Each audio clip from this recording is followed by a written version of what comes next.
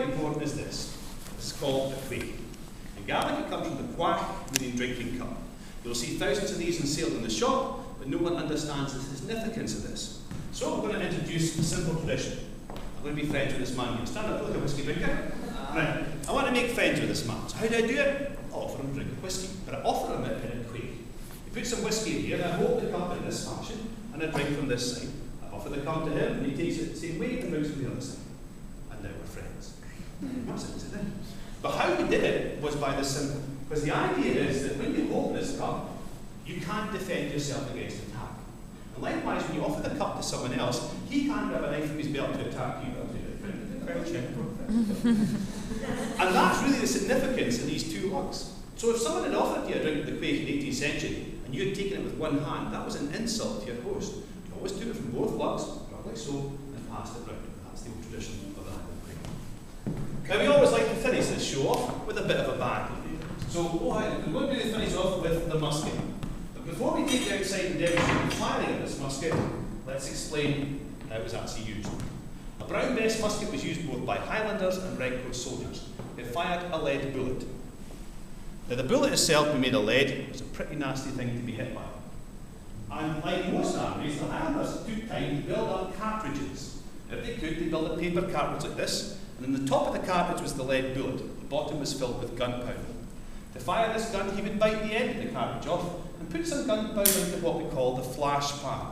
Now you might have heard someone saying a flash in the pan. If you have, that's where the phrase originated from. He then took the rest of the cartridge and placed it down the barrel. I'll do that for me. He'd use what was called a ramrod to push the cartridge at the bullet all the way to the bottom. This all had to be done in the heat of battle.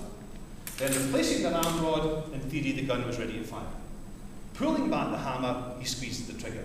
Held just in here is a tiny piece of flint. That flint would come flying forward and knock the top of the pan open. As it did so, it would cause a spark. That spark would ignite the powder in the pan, pass through a small hole to the rest of the powder in the barrel, and the gun went off. Not too complicated at all, is it? But a good Redcoat soldier could load and fire that gun 3 times a minute. That was a requirement. How did they encourage him with more food? No, they used to whip them if they didn't do it. But there are also some phrases that came from this gun that you might have heard before. Flashing the pan is one, the other one is going off half-cocked. Because on a brown bess musket there was a half-cocked position. It was like a safety position. In theory the gun should not fire on half-cocked. It's only when you pull it back to full cock that it should work. But often in the heat of battle, a soldier would accidentally touch the trigger of his gun would go off half-cocked and shoot one of his friends in the front line. If you actually joined the Redcoat Army and you were a Highlander, in the Highland regiments, the Highlanders were only given so many of these flints a month. And every day the sergeant would inspect your gun to see that it would spark. If it didn't spark, he would tell you to replace the flint. But if it got to the end of the month, the young soldier might say, I don't have any other flints, Sergeant. I don't get my new flints till the end of the week. The sergeant says, right, get down to the quartermaster and buy a flint for your gun. Of course, the soldiers don't want to do that.